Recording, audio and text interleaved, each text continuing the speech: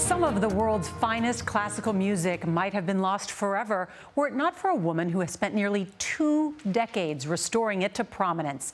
Adriana Diaz on the quest to find and catalog pieces written by some long-forgotten Black composers. Ready, go. At Brooklyn's Ryder Elementary School, students in the Harmony program got a front row seat to world-class violinist Rachel Barton Pine. She's playing music by composers like Ignatius Sancho, a self-taught British slave, and Chevalier de Saint-Georges, who was once the envy of Mozart. This music, a lot of it hasn't been published. A lot of it was published but is long out of print due to historic discrimination. The classical music of more than 350 Black composers spanning 4 centuries has resurfaced thanks to Pine's determined research.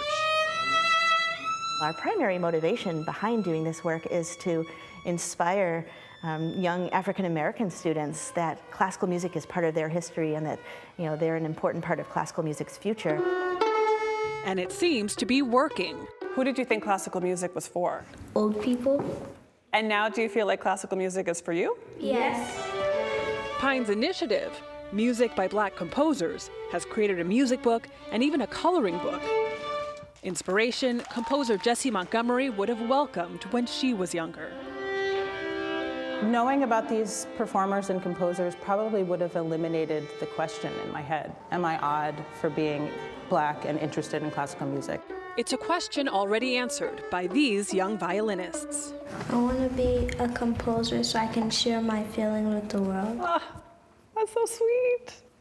I love that. Tchaikovsky doesn't expect his violin concerto to only be played by Russians. We're all supposed to play all the good music because that's how we learn about each other. And orchestrate harmony. Adriana Diaz, CBS News, Brooklyn, New York. What an incredible gift.